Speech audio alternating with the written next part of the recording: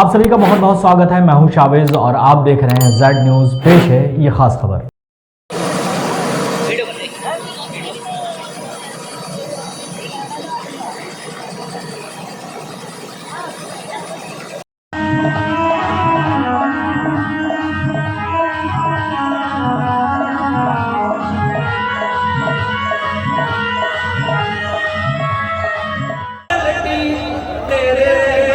जयंत चौधरी जी को हमजा मसूद जी, राव किशन सिंह जी, अयूब हसन जी, सुरेंद्र ठाकुर जी, हरभजन सिंह जी, हम लोग करने का काम करेंगे। सुरेंद्र ठाकुर जी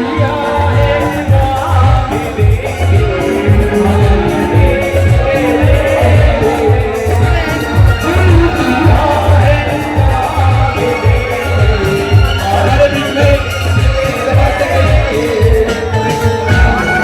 सरदार सुरपा जी आवे और यह तलवार भेंट में राष्ट्रीय लोकदल के राष्ट्रीय अध्यक्ष सहारनपुर के कस्बा गंगोही स्थित पशु पैंट मैदान में पहुंचे, जहां राष्ट्रीय अध्यक्ष जयंत चौधरी ने जनसभा को संबोधित करते हुए कहा कि हमारी पार्टी सत्ता में आते ही सबसे पहले पश्चिमी प्रदेश में हाई कोर्ट बेंच की स्थापना करेगी, रोडवेज बसों की संख्या को बढ़ाएगी और सीमांत किसानों को 15,000 और किसान सम्मान निधि 6,000 से बढ़ाकर 12,000 किया जाएगा। उन्होंने कहा कि मोदी मीडिया आज देश को गुमराह कर झूठ को सत्य में बदलने की साजिश रच रही है। वहीं लखीमपुर कांड के दोषी को सजा और पीड़ित को न्याय मिलना चाहिए। किसान 3 काले कानून को हटाने के लिए आंदोलन कर रहे हैं, लेकिन प्रधानमंत्री मोदी किसानों के लिए एक शब्द भी बोलने को तैयार नहीं है, बल्कि उन पर सरकार अत्याचार करने में लगी हुई है। उत्तर प्रदेश के आगामी विधानसभा चुनाव में जनता भाजपा सरकार के ताबूत में आखिरी कील ठोकने का काम करेगी। Bureau report Z news. क्या किया है?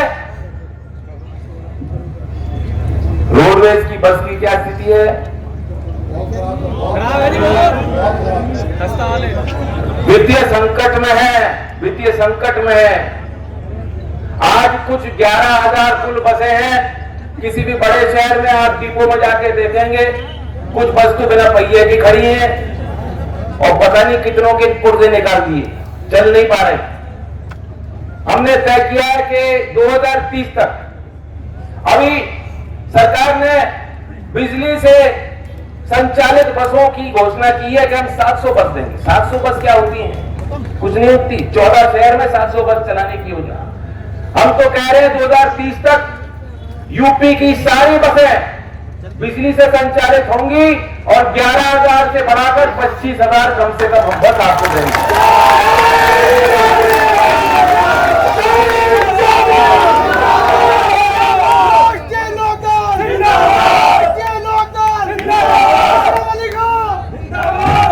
अब मैं एक बड़ी बात आपके बीच करना चाहता हूं। कल डॉक्टर एपीजे कलाम जी की जयंती थी। मिसाइल मैन, देश के राष्ट्रपति, अलग अलग उपाधियां उनको मिली है, सम्मान मिला। उन्होंने 1998 में किताब लिखी थी विजन 2020, जो उसमें उन्होंने बातें कही थी। मैं नहीं जानता किसी ने यह किताब पढ़ी हो, वो आज भी लागू नहीं हो पाई। अब तो हम 2021 में पहुंच गए।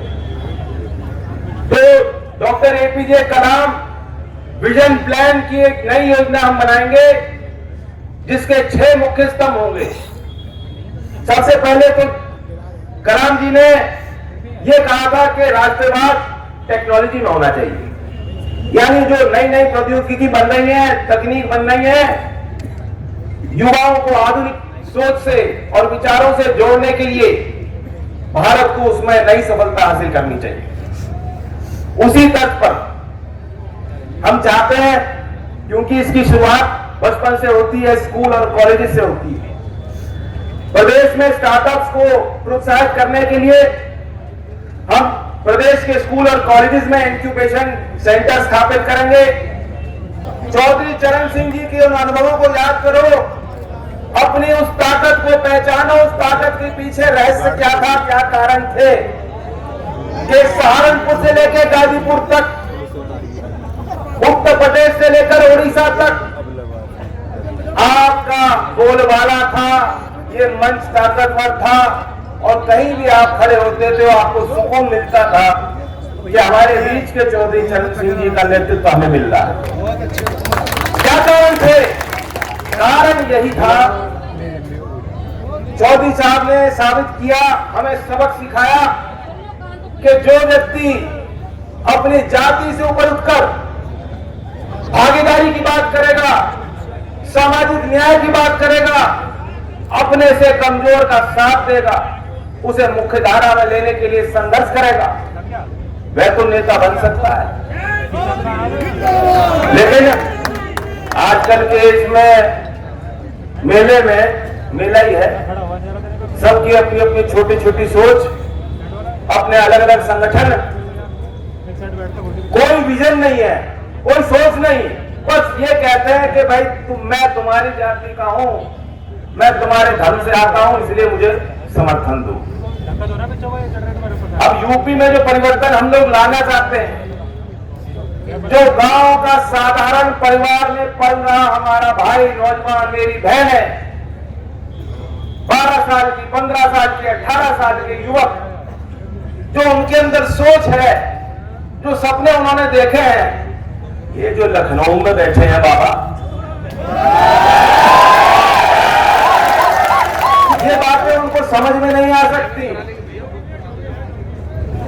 मैं तो एक काम में माहिर है, बस झगड़े में, और कुछ नहीं आता हूं। इन्हीं से आपको लड़ाई लड़नी पड़ेगी। सत्ता से बाहर जब ऐसी ताकतों को आप दरवाजा नहीं दिखाओगे, रास्ता नहीं दिखाओगे, सत्ता से इनको हटाने का काम नहीं करोगे, यूपी का विकास संभव नहीं है। ये नौजवान आपकी उम्मीदों पे कोई सरकार जो सिर्फ झगड़ा फिसाद की बात करती हो, फर्जी कहराना पलायन, लव जिहाद, ये यूपी की पहचान नहीं है। यूपी की पहचान मेरे भाई बहन, यूपी की पहचान यहाँ के मेहनत कश कमेरा वर्ग के खेती करने वाले किसान मजदूर भाई हैं, नए आविष्कार करने वाले हमारे छात्र हैं, वर्दी पहने हमारे पुलिसकर्मी हैं, वर्दी पहने हमारे पुलिसकर्मी हैं। सरकारी नौकरी में जो लोग दिन रात मेहनत करते हैं कि कुछ ना कुछ विकास की जो योजना है जमीन तक पहुंचे, वे लोग यूपी की पहचान बन सकते हैं, वे लोग यूपी की शान मान बन सकते हैं। मैं आपको बताना चाहता हूं, आप भी देख रहे हैं जो हाल की घटनाएं हुई हैं, इससे बात साबित हो गई, इनकी पोल खुल गई। इन लोगों ने बड़ी बड़ी बातें की, किसानों को लुभाने के लिए मीठी मीठी बातें की, लेकिन इनके दिल में आपके लिए कोई जगह नहीं है। आपके दर्द को वो समझते नहीं है, आपके आंसुओं को पोंछने का काम कैसे कर लेंगे। लखीमपुर की वह तस्वीरें सच पूछो वह कोई देख नहीं सकता। ऐसा कभी हमने कल्पना नहीं की थी, कभी सोच नहीं सकते कि लोकतंत्र में भी ऐसा होगा। जलियांवाला बाग जैसा दृश्य, तब तो लड़ाई अंग्रेजों से थी, आज आपकी वोट लेकर लोग बैठे हैं। ये कौन से अंग्रेज हैं जिन्हें किसान के खून की कदर नहीं, किसान की जान की कोई कीमत नहीं हो जिनके आगे। ऐसी हुकूमत को, ऐसे लोगों को हम कभी अपना नेता स्वीकार नहीं करेंगे। हालात इतने खराब हैं, मध्य प्रदेश में गरीब आदमी यूपी का गया, चूड़ी बेच रहा था, और वहां भी सरकार ऐसे ही लोगों की है, क्रूरता से परिपूर्ण। वहां ऐसे गरीब व्यक्ति को उठाकर जेल में बंद कर दिया जाता है, उस पे आतंकवादी गतिविधि का एक ठप्पा लगाकर यूएपीए जैसा कड़ा कानून लगाया जाता है। 8,300 लोग उस कानून में जेल में बंद है जब से मोदी जी आए। ये मैं नहीं कह रहा हूं, विश्व प्रसिद्ध न्यूयॉर्क टाइम्स के आर्टिकल में ये आंकड़ा छपा है। वैसे तो लोग ये आंकड़े छपने नहीं देते, देश की सीमा में ऐसी बातें मीडिया वाले भी नहीं कर पाते। मीडिया वाले भी बेचारे हैं, इन पे तरह तरह का नैतिक दबाव बनाया जाता है, ये भी डर गए। लेकिन दुनिया की अखबारें इन बातों को, मीडिया इन बातों को छाप रहा है। वो कह रहा है कि लोकतंत्र की हत्या हो रही है। 8,300 लोगों के खिलाफ जिस यूएपीए कानून के तहत ये कार्रवाई सरकार कर रही, मैं पूछना चाहता हूं जो आपके गृह मंत्री हैं तो बहुत बड़ा झटका लगा है। मैं तो किसान कौम से उम्मीद करता हूं, हिंदू मुस्लिम सिख कोई मतलब नहीं, किसी जाति के विषय को लेकर मैं आपके बीच नहीं आना चाहता, नहीं आऊंगा। झगड़ा करना हो तो मुझसे मत पूछना, मैं नहीं बचाऊंगा। और एक हिंदू मुसलमान और सिख और सभी धर्म को मानने वाला किसान अगर एक हो जाता है कि मैं किसानी से जुड़ा हूं और किसान बन के जो है आगे चलना चाहता हूं, तो मैं आपसे आगे चलने का काम करूंगा।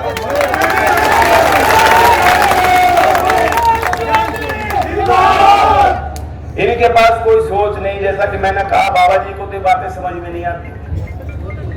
आपने देखा होगा हमेशा गुस्से में रहते ना, गुस्से में आंखें लाल होती हैं। कभी उनके माथे की तरफ देखना, अब आप कहोगे ऊपर तो माथा ही माथा है, लेकिन माथे में यहां जो लकीर बनी रहती है, क्यों? वो ऐसे घूर होता है।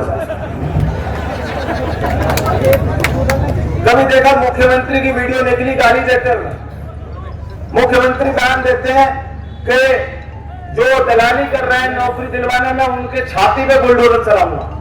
ऐसी बात कभी आपने सुनी मुख्यमंत्री के ऐसे बयान? तो ऐसा नहीं मैं व्यक्तिगत कटाक्ष कर रहा हूं, लेकिन योगी जी मैं आपका दुश्मन नहीं, मैं तो आपके लिए भला चाहता हूं। क्यों फालतू में इतनी टेंशन ले रहे हो? ब्लड प्रेशर बढ़ा जा रहा है आपका, हंस लिया करो कभी कभी। और कभी हंसते देखा आपने? नहीं मैंने देखा, मैं बताता हूं कब हंसते, जब बछड़ों के बीच में खड़े होते हैं।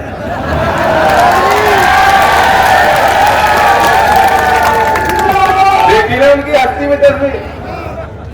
अब क्यों बेकार में इतनी फाइल आपसे संभाली नहीं जा रही? क्या काम कर रहे हो? राजपाट के कामों को छोड़ दो, वो हम लोगों पे छोड़ दो काम, और वापस जो है मैं तो चाह रहा हूं एक दिन में 24 घंटे 20 घंटे आपको मिलने चाहिए कि सर पे जो है फल फूल की टोकरी लगाकर पूजा पाठ में लग जाओ।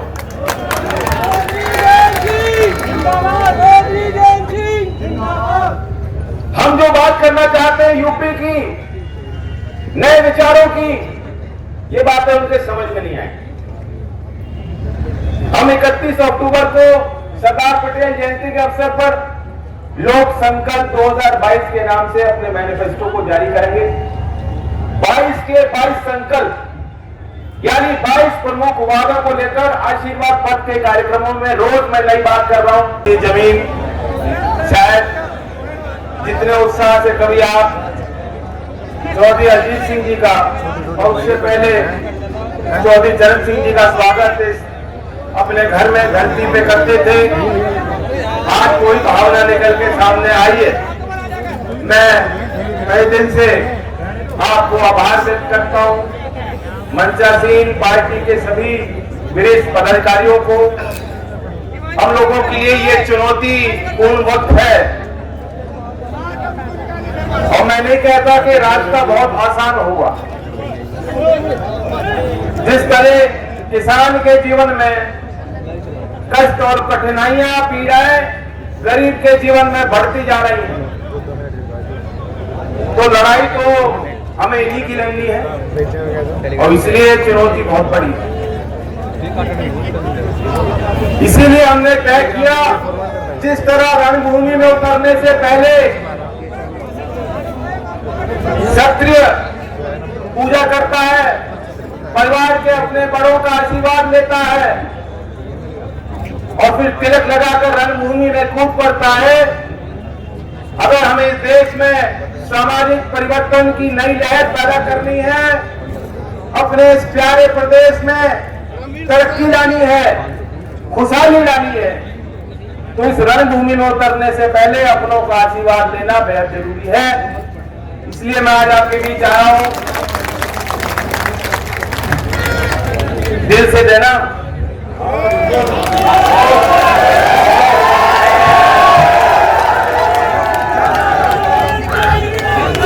मैं कहना भी चाहता हूं, यूपी के राजनीति को मैं बहुत करीब से देखता आया। आप तो उसमें बढ़ चढ़कर हिस्सा लेते हो। एक चीज जो शायद पहले इस तरह से नहीं थी, जो आज देखने को मिलती है समाज में, वो ये है आज हर जाति का जो व्यक्ति है वो चाहता है कि मेरे जाति का नेता मुझे मिल जाए।